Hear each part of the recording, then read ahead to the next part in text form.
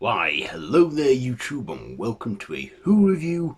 I am Davros and I am a Whovian, and today I review Doctor Who, The Mind of Evil.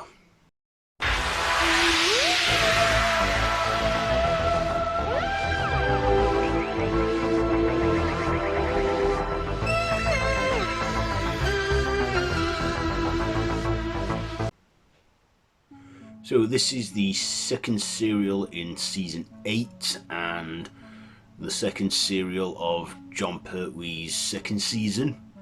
So in this one we get, a professor that develops a machine which can, see the minds of prisoners.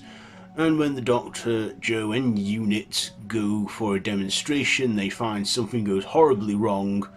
And also the Doctor discovers the Master is at work, and of course he has to then stop the Master from doing his evil deeds.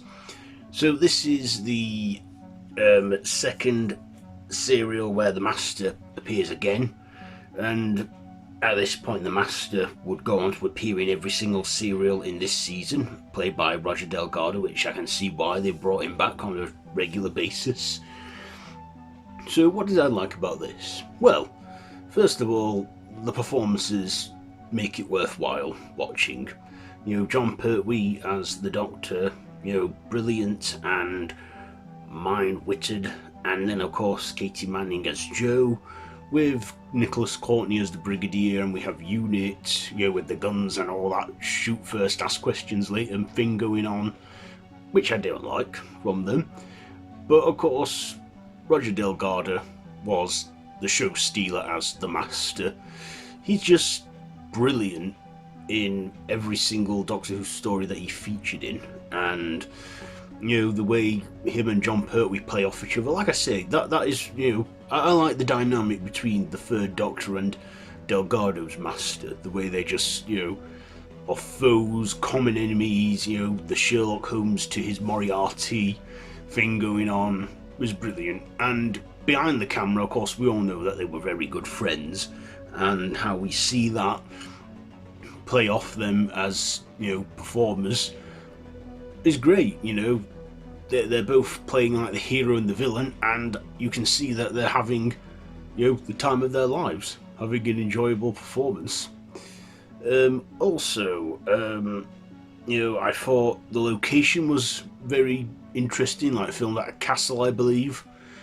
And some of the effects, though, here's the dislike, some of the effects are very poor, but it was 1971 and I guess they had to make do with what they could with at the time.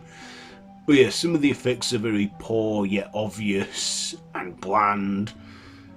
But like I say, I think the action and the storytelling kind of kept it all together. Of course, this one I watched in colour. Now, it's in colour, but you can tell that this originally aired in black and white, because like I said, in 1970 and 1971 the colour television thing was still expensive back then, and I believe that this was done in black and white, and there are moments in there where you can tell that it's been recoloured, and moments where you can see that. And for me, I found that kind of off-putting, and some points thinking, why don't they just leave it in black and white, because I believe the show does also work in black and white as well.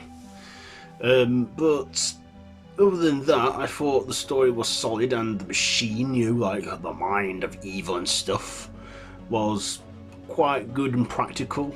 But like I say, a couple of poor effects here and there.